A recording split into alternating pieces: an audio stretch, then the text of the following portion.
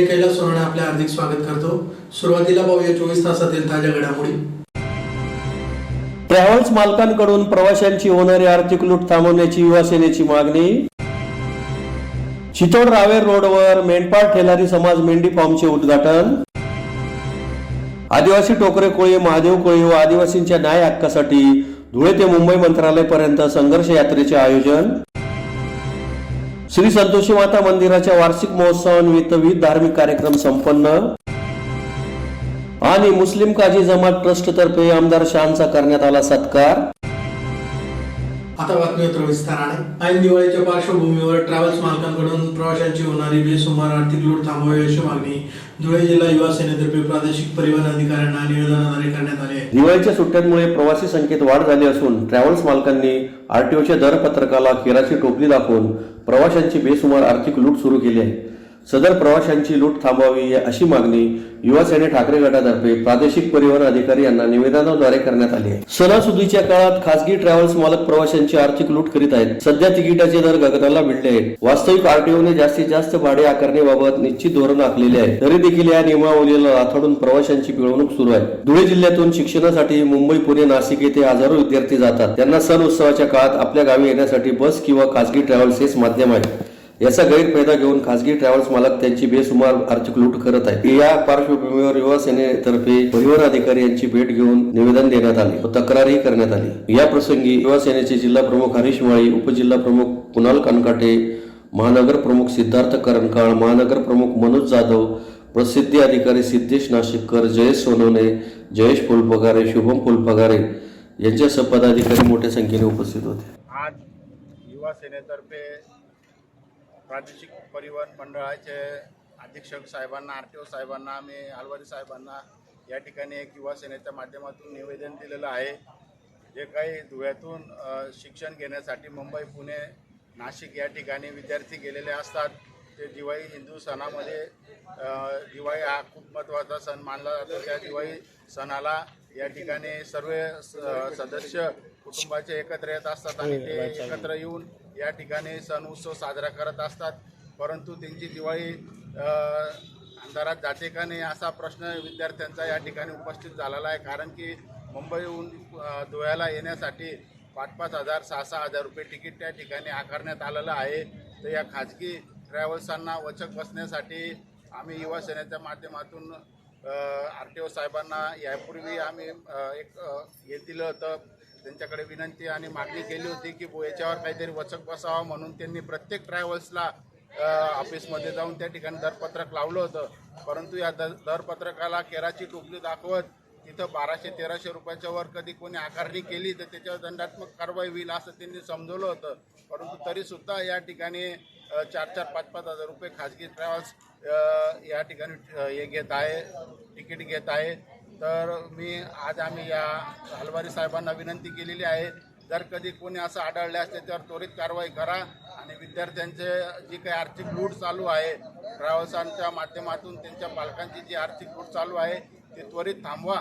आणि यापुढे जर कधी असं कोणी आम्ही युवा सेनेच्या माध्यमातून आवाहन करतो, जर कधी कोणाकडनं 4,000, 5,000 रुपये, 1200-1300च्या वरती जर कधी कोणी तिकीट घेत असेल तर त्यांनी त्वरित युवा सेनेशी संपर्क साधा, आम्ही त्यांना निश्चित न्याय मिळवून देऊ। जय हिंद, जय। सध्या सणासुदीचे दिवस चालू आहे, एकी दिवाळी, त्यानंतर नवीन वर्ष, क्रिसमस या संदर्भामध्ये खाजगी बस प्रवासी वाहतूक करताना जास्त भाडे आकारणी होत आहे अशा जर तक्रारी असतील तर त्या संदर्भामध्ये सर्व ट्रॅव्हल्सच्या ठिकाणी आम्ही जास्तीत जास्त भाडे किती घेऊ शकतात याबद्दल डिस्प्ले केलेला आहे। जे MSRTCचे म्हणजे महामंडळाची जी बस आहे त्या बसला जे भाडं आहे त्याच्या मॅक्झिमम 1.5 भाडं ते आकारू शकतात आणि कुठल्या गावापासून किती अंतर आणि त्याचं भाडं किती आहे हे आम्ही डिस्प्ले केलेलं आहे। ज्यांच्याकडून जास्त भाडे आकारणी होईल त्यांनी या कार्यालयाकडे, प्रादेशिक परिवहन कार्यालयाकडे, धुळ्याकडे तक्रार करावी, त्याच्यावर आपण ॲक्शन घेऊ। मेंढपाळ टेलरी समाज मेंढी फार्मचा उद्घाटनाचा सोहळा चितोड-रावेर रस्त्यावरील नवले स्टोन क्रशरजवळ मंगळवारी महाराष्ट्र राज्य अहिल्यादेवी होळकर शेळी मेंढी महामंडळ पुणेचे संचालक डॉक्टर शीतलकुमार मुकणे यांच्या अध्यक्षतेखाली संपन्न झाला. धुळे शहराजवळील चितोड-रावेर रस्त्यावर नवले स्टोन क्रशरच्या बाजूला मेंढपाळ टेलरी समाज मेंढी फार्मचा उद्घाटनाचा सोहळा मंगळवारी संपन्न झाला. कार्यक्रमाच्या अध्यक्षस्थानी महाराष्ट्र राज्य अहिल्यादेवी होळकर शेळी मेंढी महामंडळाचे पुणे येथील व्यवस्थापकीय संचालक डॉक्टर शीतलकुमार मुकणे हे उपस्थित होते. सदरचा मेंढपाळ टेलरी समाज मेंढी फार्म हा आधुनिक आहे. यात जास्तीत जास्त चांगल्या प्रकारच्या मेंढ्या तयार करून त्यांचे एक्सपोर्ट करण्यात येणार आहे. यामुळे मेंढपाळ बांधवांचे जीवनमान सुधारणार आहे. वनवन भटकणे बंद होण्यास मदत होणार आहे. प्रमुख अतिथींच्या हस्ते सदर फार्मचे उद्घाटन करण्यात आले. या प्रसंगी मेंढींचे पूजनही करण्यात आले. यावेळी व्यवस्थापकीय संचालक डॉक्टर शीतलकुमार मुकणे, पशुसंवर्धन विभागीय आयुक्त डॉक्टर बाबूराव नरवडे, धुळे जिल्हा पशुसंवर्धन उपायुक्त डॉक्टर रमेश शिंदे, सहआयुक्त डॉक्टर बिलेंद्र बंगे, डॉक्टर प्रियंका तोंडे, शिवदास वाघमोडे, पंकज मारणार, रामदास कारंडे आदी उपस्थित होते. मेंढीपालन आणि शेळीपालन हा एक अतिशय महत्त्वाचा उद्योग आहे. या राज्याच्या एकूण जर आपण शेळीची संख्या मेंढीची संख्या जर पाहिली तर ती जवळजवळ 27 लाखच्या आसपास येते आणि त्याचं जे डिमांड आहे ते डिमांड जर आपल्याला एकंदरीत पाहिली तर डिमांड खूप प्रमाणात आहे, परंतु त्या प्रमाणामध्ये मेंढ्यांची संख्या किंवा सप्लाय आपल्याला होत नाही. त्यामुळं सामान्य मेंढपाळक आणि शेतकऱ्यांसाठी हा व्यवसाय अतिशय महत्त्वाचा आहे. ज्या व्यवसायामध्ये शाश्वत उत्पन्नाचं साधन हे मेंढीपालनाचं या माध्यमातून मिळू शकतं. या अगोदरच याचबरोबर यामध्ये महाराष्ट्रामधून ज्या मेंढ्याचं आणि शेळ्यांचं उत्पादन होतं त्याचा एक्सपोर्ट जी आहे त्याची जी मिडल ईस्टमध्ये जी डिमांड आहे ती जगामधल्या इतर देशापेक्षा या मेंढ्यांना आणि या महाराष्ट्रातल्या मेंढ्या आणि शेळ्यांची डिमांड ही खूप आहे. त्यामुळं तिथंसुद्धा एक्सपोर्ट करण्यासाठीचा सुद्धा मोठा स्कोप या उद्योगामध्ये आहे. माझं सर्व शेतकऱ्यांना, समाज बांधवांना आव्हान आहे की यांनी या मोठ्या प्रमाणामध्ये हा व्यवसाय करावा जेणेकरून आर्थिक उत्पन्नामध्ये चांगल्या प्रकारे भर पडू शकतो आणि शाश्वत उत्पन्नाचं साधन म्हणून हा व्यवसाय मोठ्या प्रमाणामध्ये महाराष्ट्रामध्ये रुजू होतो. आदिवासी टोकरे कोळी, महादेव कोळी, मल्हार कोळी व इतर आदिवासींच्या न्याय हक्कासाठी 17 नोव्हेंबर 2023 रोजी धुळे ते मुंबई मंत्रालयापर्यंत संघर्ष यात्रा काढण्यात येणार असल्याची माहिती शिवसेनेचे उपजिल्हा प्रमुख शानाभाऊ सोनवणे यांनी पत्रकार परिषद घेऊन दिली. आदिवासी टोकरे कोळी, महादेव कोळी, मल्हार कोळी व इतर आदिवासींच्या न्याय हक्कासाठी 17 नोव्हेंबर 2023 धुळे ते मुंबई मंत्रालयापर्यंत संघर्ष यात्रा काढण्यात येणार असल्याची माहिती शिवसेनेचे उपजिल्हा प्रमुख शानाभाऊ सोनवणे यांनी पत्रकार परिषद घेऊन दिली. टोकरे कोळी, महादेव कोळी जमातीवर जातीचा दाखला देण्यासाठी तसेच वैधता प्रमाणपत्र मिळण्यासाठी मोठ्या त्रासात सामोरे जावं लागत आहे. नोंदींचा पुरावा नाही, तसेच शाही बदल व दप्तरात खाडाखोड आहे अशी कारणे देऊन प्रकरणे फेटाळली जात आहे. त्यामुळे कोळी समाज बांधव मोठा अन्याय सहन करीत आहे. म्हणूनच आदिवासी टोकरे कोळी, महादेव कोळी, मल्हार कोळी व इतर आदिवासींच्या न्याय हक्कासाठी व विविध मागण्यांसाठी सदरची संघर्ष यात्रा काढण्यात येणार आहे. यासह पत्रकार परिषदेत शानाभाऊ सोनवणे यांनी विस्तृत माहितीही दिली. यावेळी त्यांच्यासोबत रावसाहेब सैंदाने, हेमंत सूर्यवंशी, संजय मगरे, गणेश कुवर, पवन शिरसाट आदी उपस्थित होते. उपविभागीय अधिकारी किंवा तपासणी समिती अन्याय करते आणि काही आदिवासी नेते त्याला पाठबळ देत आहे आणि म्हणून आम्हाला न्याय मिळावा म्हणून आम्ही 17 नोव्हेंबर 2023 वार शुक्रवार या दिवशी एकविरा देवी मंदिरापासून तर मुंबईपर्यंत संघर्ष पदयात्रा करणार आहोत.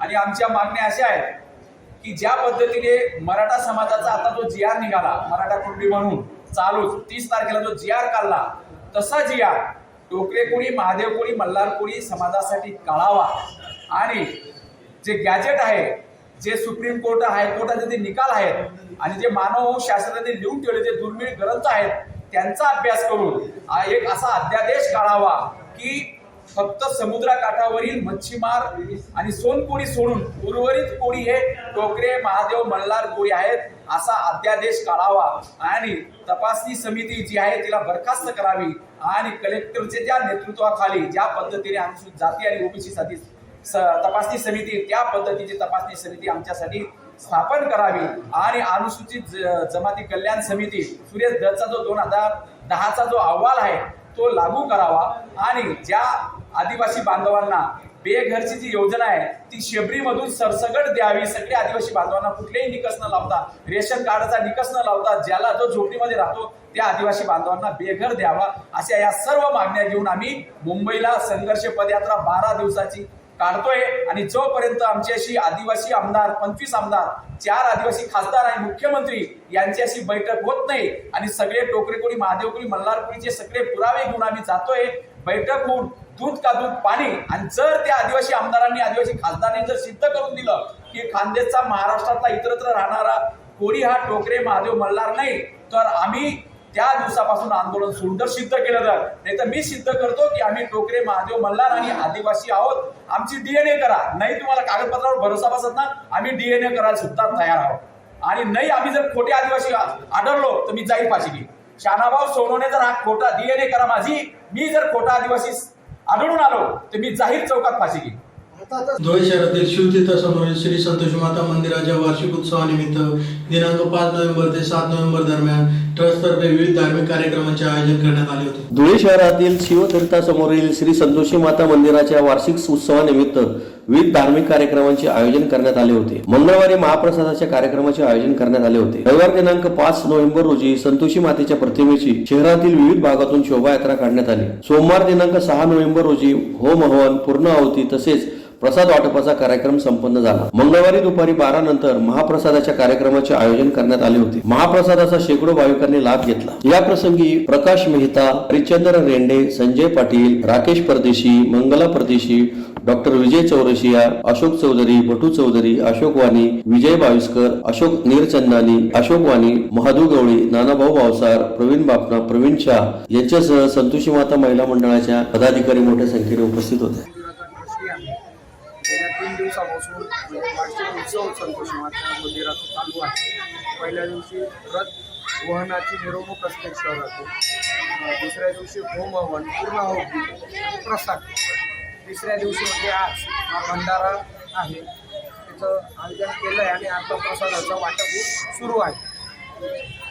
संतोषी माता मंदिर हे वर्षभरात विविध उपक्रम राबवत असते. शैक्षणिक उपक्रम असतील, आरोग्य उपक्रम असतील, कोणाला आरोग्यविषयाची मदत असेल तर ती आम्ही आमच्या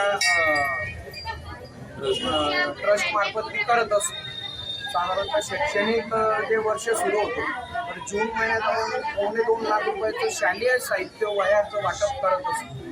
जुने धुळ्यातील चांद खान मास्तर मोमीन कब्रस्तानच्या सुशोभीकरणासाठी आमदार फारुख शाह यांनी 25 लाखाचा निधी दिल्यामुळे मुस्लिम काझी जमात ट्रस्ट तर्फे आमदार शहांचा सत्कार करण्यात आला. जुने धुळे येथील चांद खान मास्तर मोमीन कब्रस्तानच्या सुशोभीकरणासाठी शहराचे आमदार फारुख शाह यांनी 25 लाख रुपयांचा निधी उपलब्ध करून दिल्यामुळे धुळे येथील मुस्लिम काझी समाज ट्रस्ट तर्फे त्यांचा सत्कार करण्यात आला. जुने धुळे परिसरातील मुस्लिम काझी जमात ट्रस्ट च्या वतीने धुळे शहराचे आमदार फारुख शाह यांच्याकडे चांद खान मास्टर मोमीन कब्रस्तान सर्वे क्रमांक 3940 यासाठी निधी उपलब्ध करून देण्याची मागणी करण्यात आली होती. सदर मागणीची त्वरित दखल घेत आमदार फारुख शाह यांनी सदर कब्रस्तानासाठी 25 लाख रुपये एवढा निधी उपलब्ध करून दिला व काम पूर्णत्वास देखील आले. त्या निमित्ताने आमदार फारुख शाह यांचा सत्कार करण्यात आला. याच प्रसंगी मुस्लिम काझी जमात ट्रस्टचे अध्यक्ष तथा माजी नगरसेवक आरिफ खा पठाण, उपाध्यक्ष मसुद्दीन काझी, माजिद खा पठाण, अनस खान, मुसा शेख, अमान खान, वस्ताद शेख, उजेब खान, युसुफ पठाण,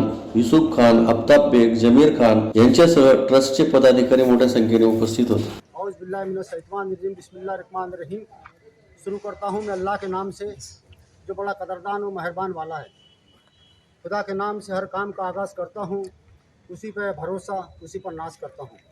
मेरे मोहतरम बुजुर्ग और दोस्तों, दुलिया शहर के कर्तव्य दक्ष कार्य सम्राट आमदार साहब अलहाज डॉक्टर फारुख शाह साहब, इनकी पुरजोर मेहनतों से हमारे जूना धुलिया की बस्ती में चांदखा मास्टर मोमिन कब्रस्तान के लिए, उसके नूतनीकरण के लिए उन्होंने 25 लाख का निधि उपलब्ध करके हमको दिया.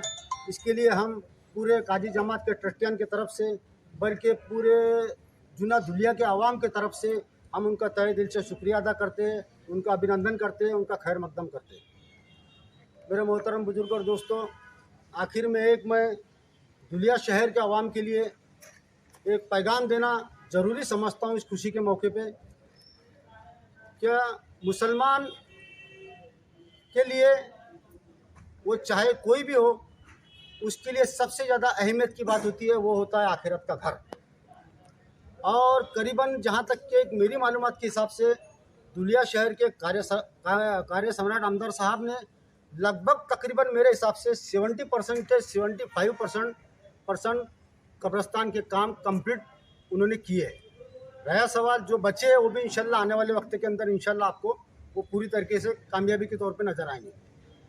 तो मेरी धुलिया शहर के आवाम से यह गुजारिश है कि सच्चा पक्का और अच्छा मुसलमान वो होता है जो कभी किसी का एहसान नहीं रखता। वक्त आने पर इंशाल्लाह सुम्मा इंशाल्लाह जो हम सच्चे पक्के अच्छे मुसलमान हैं, जो आमदार साहब ने हमारे लिए काम किया है, उसका हम आने वाले वक्त के अंदर एहसान तो नहीं फेर सकते, लेकिन कुछ ना कुछ बोझ कम करने की कोशिश ज़रूर करेंगे इंशाल्लाह। मेरा इशारा पत्रकार, छाया चित्रकार और आवाम समझ रहे होंगे। वो कहते हैं ना कि समझदार को इशारा काफ़ी है। इंशाल्लाह आने वाले वक्त के अंदर मेरी सभी आवाम से गुजारिश है कि हमारे कर्तव्यदक्ष कार्य सम्राट आमदार को फिर से धुलिया शहर में, ओपन बोल रहा हूँ, फिर से धुलिया शहर में इंशाल्लाह मौका देंगे पूरी आवाम। पुन्हा एक नजर ठळक घडामोडींवर। ट्रॅव्हल्स मालकांकडून प्रवाशांची होणारी आर्थिक लूट थांबवण्याची युवा सेनेची मागणी।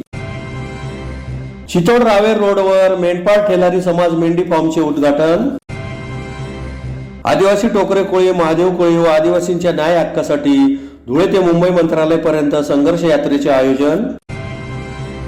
श्री संतोषी माता मंदिराच्या वार्षिक महोत्सवानिमित्त विविध धार्मिक कार्यक्रम संपन्न। आणि मुस्लिम काजी जमात ट्रस्ट तर्फे आमदार शाहचा करण्यात आला सत्कार। याचबरोबर श्रीराम टाइम न्यूजच्या बातम्या तर संपले। दिवसभरातील ताज्या घडामोडींसाठी पाहत राहा श्रीराम टाइम न्यूज। भेटूया पुढील प्रसारणात, तोपर्यंत नमस्कार।